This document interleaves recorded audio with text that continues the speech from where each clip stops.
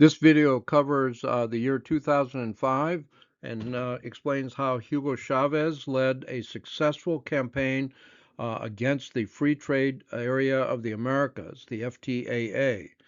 Chavez had some allies in this campaign. The presidents of Argentina and Brazil joined him in a campaign against the adoption of the FTAA, something the United States was campaigning for.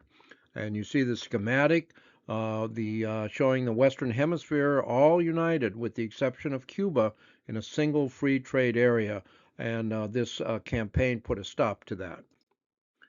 The FTAA indeed was going to be the largest free trade bloc in the world. All the countries in the Western Hemisphere were going to be included, with the exception of Cuba. 800 million consumers, $13 trillion worth of GDP, and it was going to be a free trade zone and a free investment zone. Investments could be freely made throughout the entire Western Hemisphere with one set of rules and regulations. And the United States was a major advocate. It was a major foreign policy objective of the United States and American businesses. It was going to be a great potential market for American businesses, and it would put the United States at a competitive advantage concerning other potential trading partners with Latin America. At the third summit of the Americas in Quebec City in April of 2001, essentially the FTAA was seen as a fait accompli. It was going to be done. It was going to be adopted by 2005. All of the leaders of the countries, all 34 leaders, agreed to the committing to the adoption of the FTAA, and Hugo Chavez was one of those who signed the agreement in 2001. But he was the only one who had written concerns about the FTAA and the impact it might have on sovereignty, the ability of Venezuela to set its own rules that were different than the FTA's.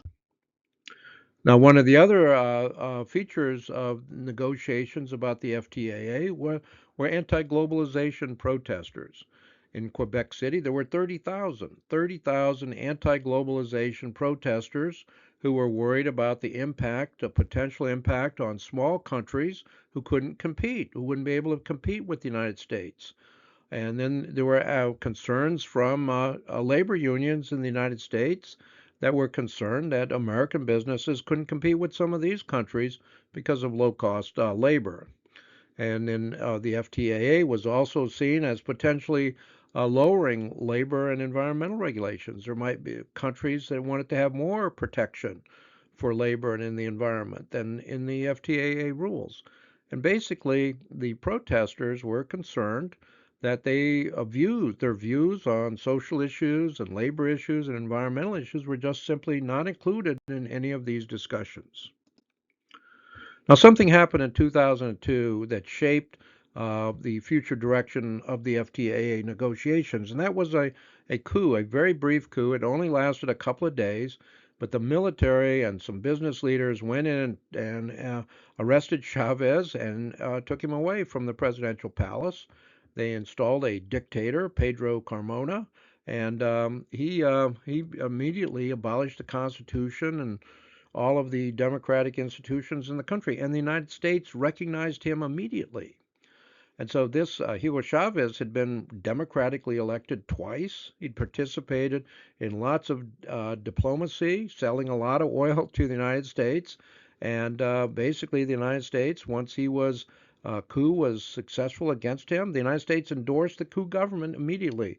And this was very, very upsetting to Chavez. And it hardened Chavez's views toward the United States. After the failed coup, he became much more active in terms of condemning the United States for its imperialism toward Latin America, toward the way it treated countries in Latin America.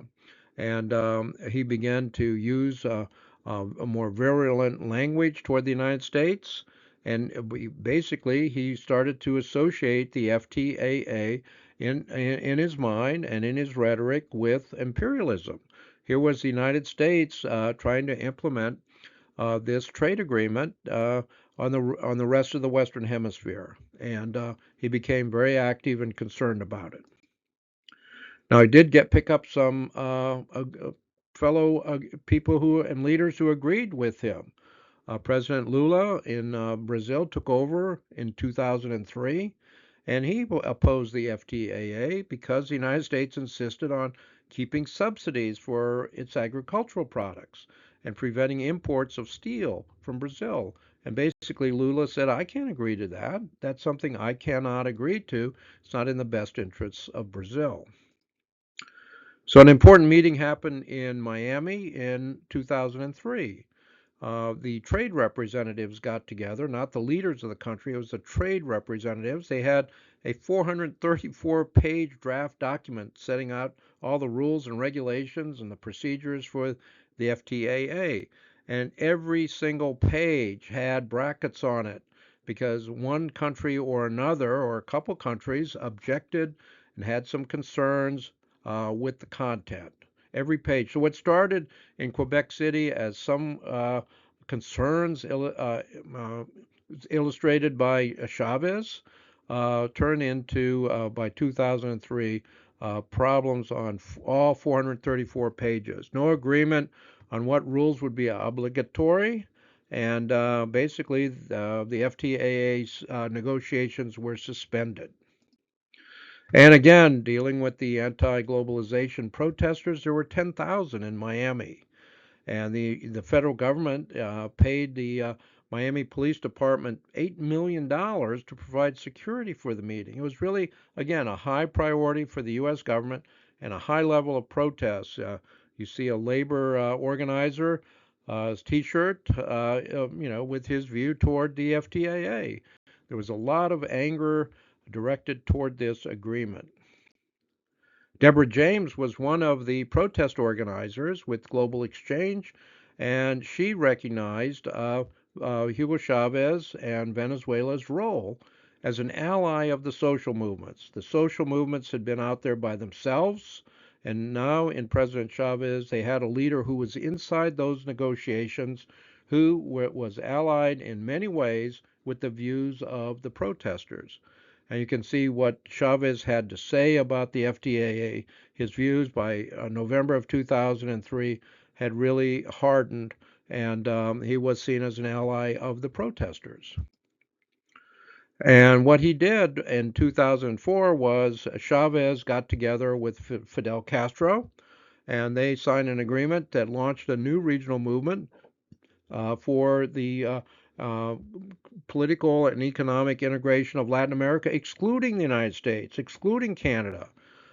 It was going to be ALBA, and it was going to be an agreement for Latin America, excluding the United States. The United States, in the FTAA negotiations, was excluding Cuba.